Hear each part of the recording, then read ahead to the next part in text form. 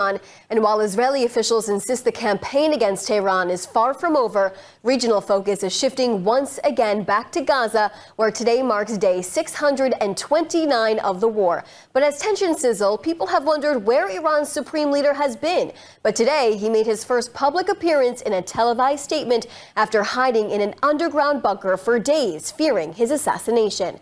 Khamenei congratulated Iran for a victory over the United States and Israel, claiming the U.S. only entered the war so Israel wouldn't be destroyed. Contrary to the Islamic Republic leader, Israeli and American officials continue to say the regime was hit deeply, obliterating their nuclear facilities, in addition to Israel eliminating hundreds of the regime's personnel and senior staff. He also said the Islamic Republic caused damage to the Al Udeid airbase in Qatar after they fired ballistic missiles at it, which is false, as well as the missiles were intercepted and no U.S. soldiers were injured. There was also no damage to the base. And U.S. President Donald Trump says the U.S. will meet Iran next week, but that a nuclear deal is no longer needed after its weapons program has been destroyed. Trump also weighed in on an Israeli legal issue, calling for the dismissal of the corruption trial against Prime Minister Netanyahu. ILTV's Steve Leibowitz has more. U.S. President Trump announced that a meeting will take place between U.S. and Iranian officials next week, but says that after the 12-day Iran war and destruction of Iranian capabilities, a nuclear deal is no longer needed. We're going to talk to them next week with Iran. We may sign an agreement. I don't know. To me, I don't think it's that necessary. I mean, they had a war, they fought. Now they're going back to their world. I don't care if I have an agreement or not.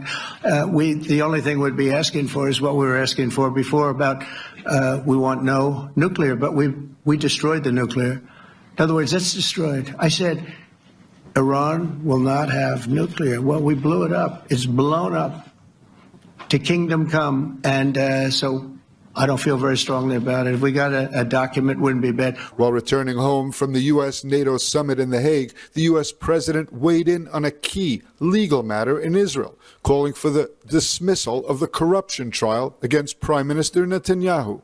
In a post on Truth Social, Trump describes the trial against Netanyahu as a witch hunt and a long-running horror show. Trump called the case politically motivated in order to do Netanyahu great harm. Netanyahu called for the trial to be immediately canceled or Netanyahu given a pardon.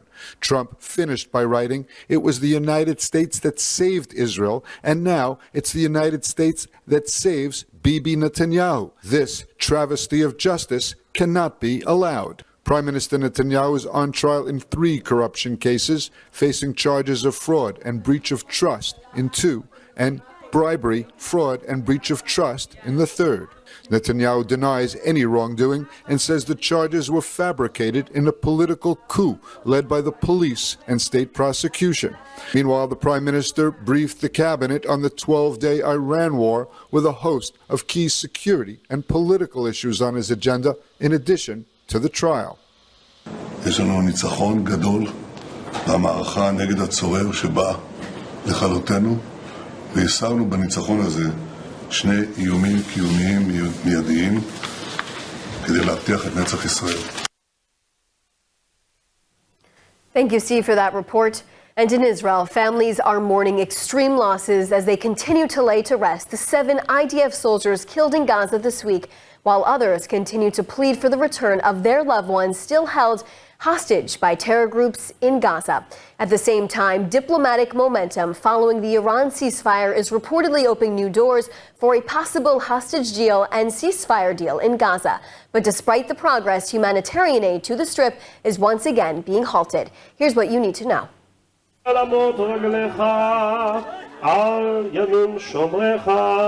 The casket of Sergeant Shachar Manoav is lowered into the ground by fellow soldiers as the sounds of final prayers are made as his body is now laid to rest.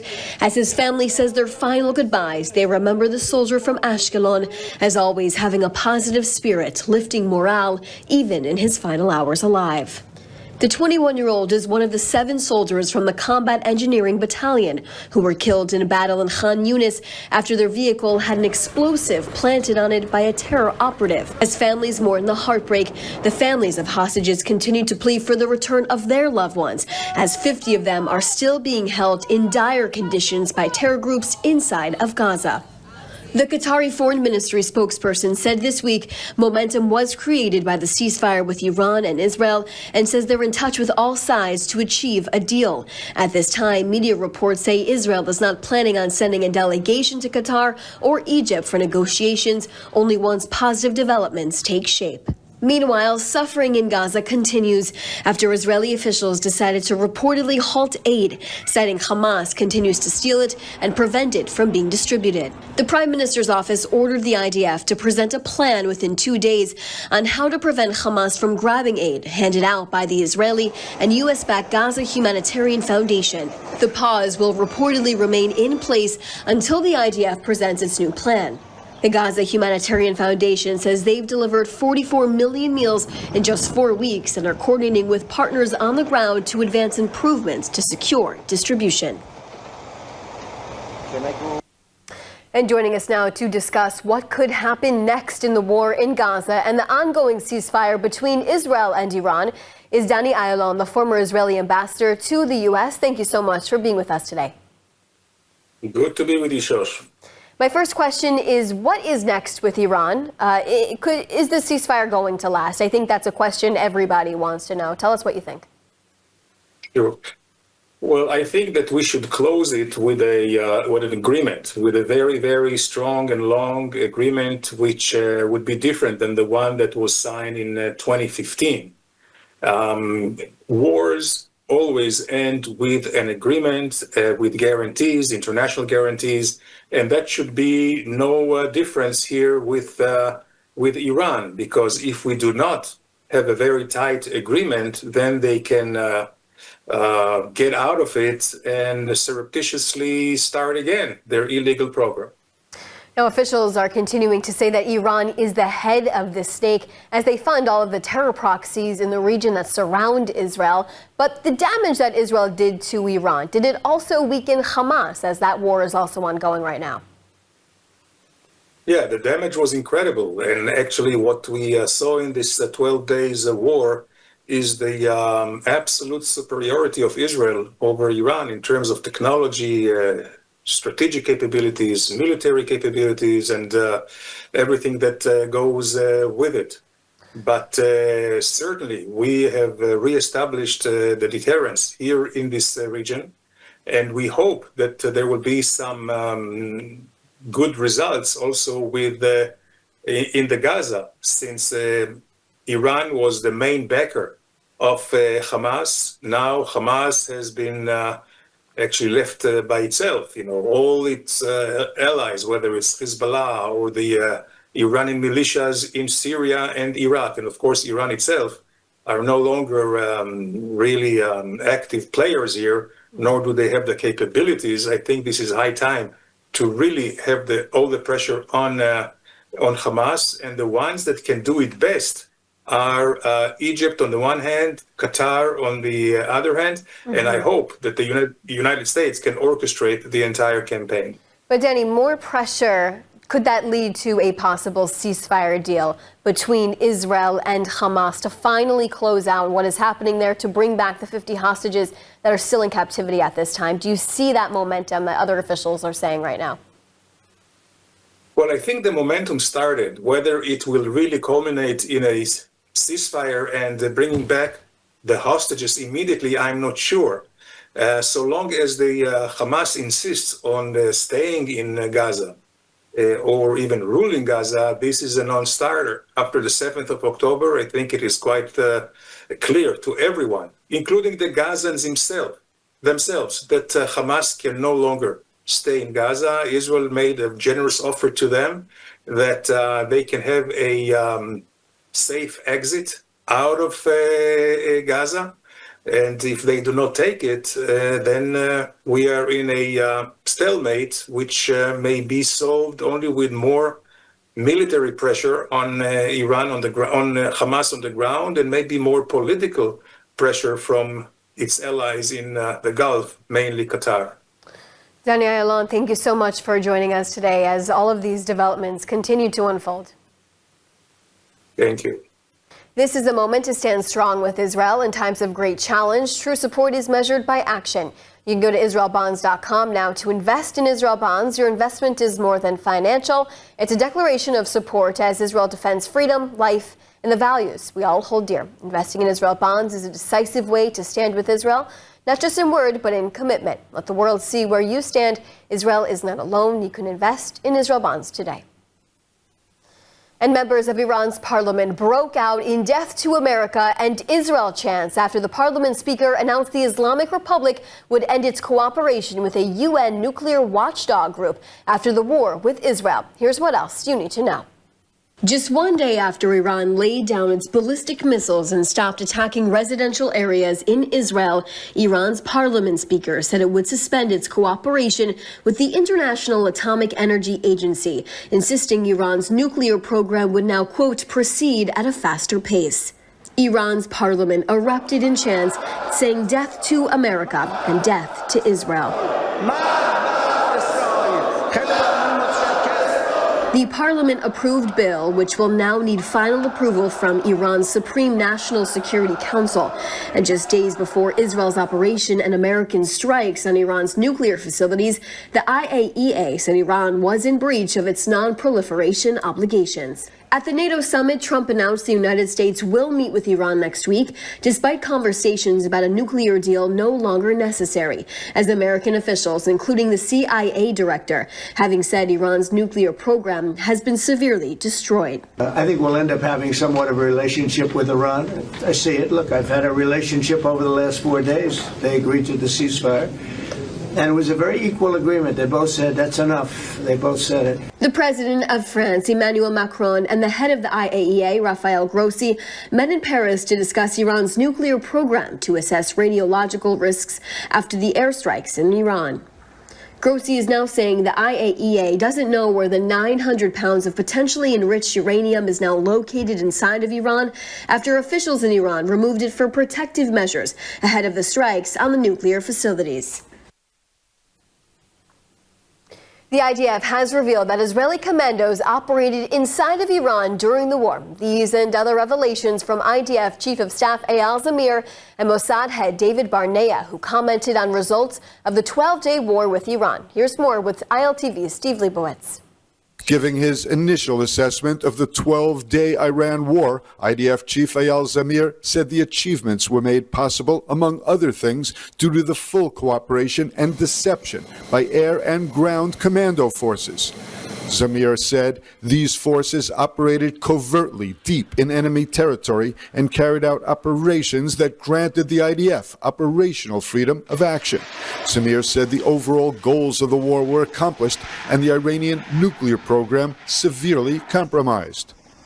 לאחר 12 ימים של לחימה חסרת תקדים, אני יכול לומר, צה"ל פעל במיטבו ועמד באופן מלא בתכלית ובמטרות המבצע.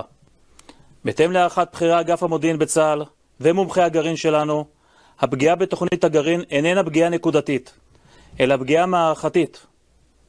פגענו במתקנים הראשיים, במפעלים, בתעשיות ובמוקדי הידע. ההישג המצטבר מאפשר לקבוע כי פרויקט הגרעין האיראני ספג פגיעה קשה, רחבה ועמוקה, והושג שנים לאחור. הוכחנו את נחישותנו. לא נאפשר לאיראן לייצר נשק להשמדה המונית. Meanwhile, Mossad head David Barnea issued a rare public comment. Speaking to agents, Barnea said that Israel will be in Iran for years to come. Barnea credited cooperation with the CIA. אני רוצה להביע הערכה וגם הוקרה לשותף שלנו המרכזי, ה-CIA, על הפעילות המשותפת, על המבצעים שבאו לידי ביטוי, וגם לראש ה-CIA, שתמך במוסד בהבאת ההחלטות הנכונות, שבסופו של דבר אפשרו את המבצע הזה. Barnea said the spy agency's achievements against Iran were unimaginable, with public details signaling involvement in assassinating top Iranian military leaders and nuclear scientists, as well as blowing up nuclear facilities and drone and ballistic missiles. Just one day after missiles stopped flying between Israel and Iran, dozens of Jewish immigrants landed at Ben Gurion Airport. ILTV's Mayan Hoffman has a story behind their powerful homecoming. At Ben Gurion Airport yesterday, just 24 hours after a ceasefire ended a deadly round of fighting between Israel and Iran, dozens of new immigrants arrived, many of them from France. Despite the recent violence, they say they're not afraid. For them, setting foot on Israeli soil is the fulfillment of a lifelong dream. With war still fresh in the air, Jewish immigrants landed in the country Wednesday, touching down to tears, cheers, and waving flags. They chose to move forward with what they call Aliyah, immigration to the Jewish state. Some, like Devorah Shetbun, said they came for their children so they could grow up in Israel, join the IDF, and build their future here. Others spoke of rising anti-Semitism in Europe, a deep sense of Jewish destiny, and a longing to raise the next generation in the land of Israel. Doron Almog, chairman of the Jewish Agency for Israel, greeted the arrivals. What is the motivation of Jews to come to Israel, this risky place? Unconditional love. It's something not rational. Israel's return to normal came swiftly this week after a military campaign that wiped out top figures in Iran's nuclear and missile programs. Iran retaliated with a massive missile barrage, killing 28 in Israel. Authorities in Iran claim hundreds were killed there as well, though reporting has been restricted. Both sides claimed victory. But for these immigrants, the focus wasn't on politics or missiles. It was on a new beginning. Today is like a dream coming true. For me, Israel is home, and I don't know how to explain this feeling, actually. The wave of immigration marks not just personal milestones, but also a powerful message that even after rockets and loss, the dream of Israel remains alive. And for many, it's worth everything. Do you know why Israel named its operation against Iran Rising Lion? The answer comes directly from biblical prophecy. You're looking at a military operation named by God. 3,000 years ago, Balaam couldn't curse Israel, so he spoke those words instead. Today, this very prophecy has come to fruition. In Hebrew, Am Kelavi means a lion nation, the same words chosen for this operation. Today, as Israel faces threats to its very survival, we witness the ancient words fulfilled. A people rising like a lion, not in aggression, but in the God-given right to defend their land. Pray for peace in Jerusalem and divine wisdom in these prophetic times.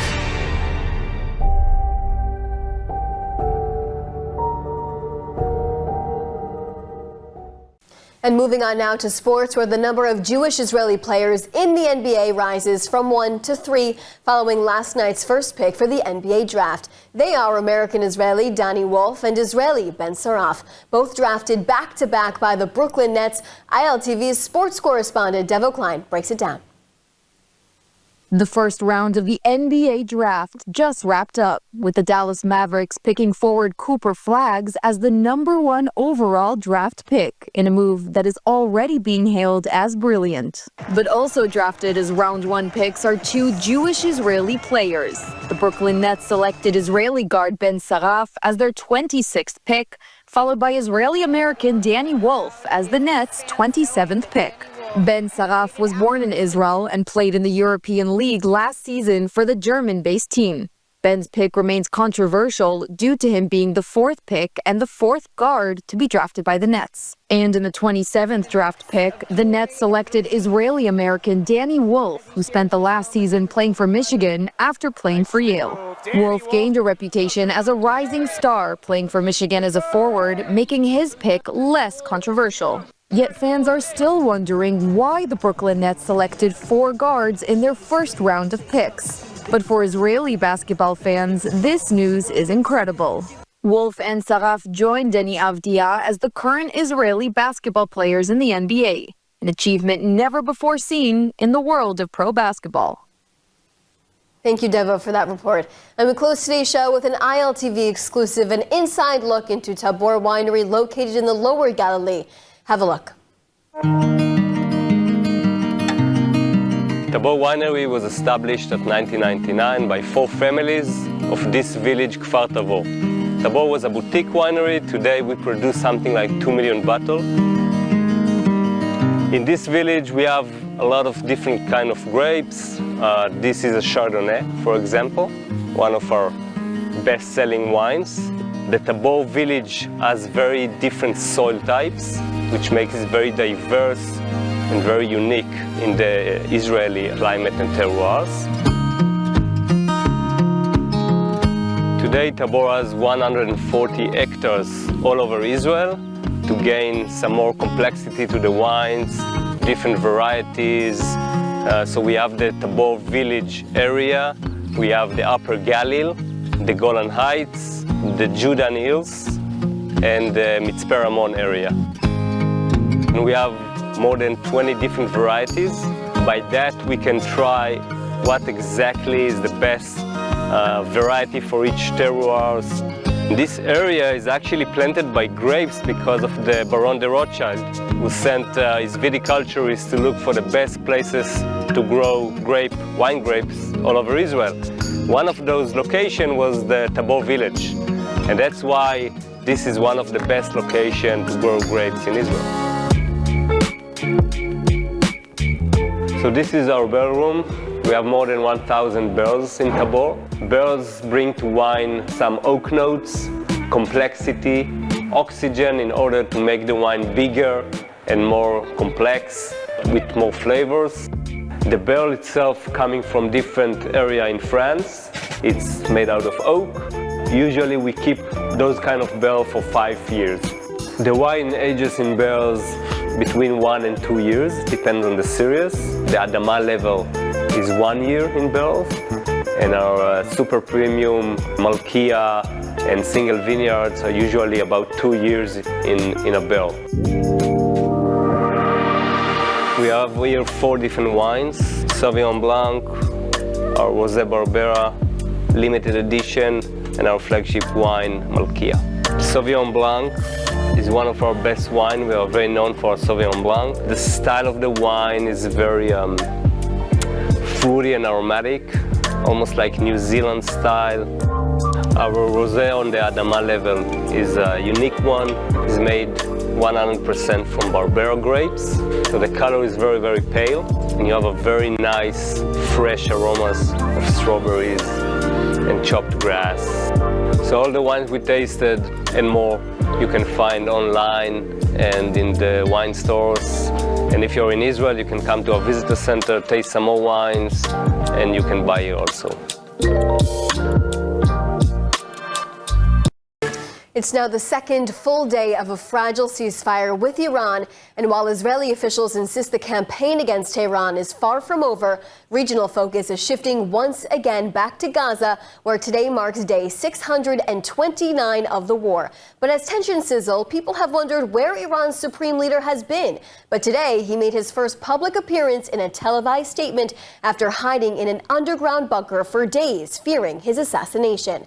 Khamenei congratulated Iran for a victory over the United States and Israel, claiming the U.S. only entered the war so Israel wouldn't be destroyed. Contrary to the Islamic Republic leader, Israeli and American officials continue to say the regime was hit deeply, obliterating their nuclear facilities in addition to Israel eliminating hundreds of the regime's personnel and senior staff. He also said the Islamic Republic caused damage to the Al Udeid air base in Qatar after they fired ballistic missiles at it, which is false, as well as the missiles were intercepted and no U.S. soldiers were injured. There was also no damage to the base. And U.S. President Donald Trump says the U.S. will meet Iran next week, but that a nuclear deal is no longer needed after also weighed in on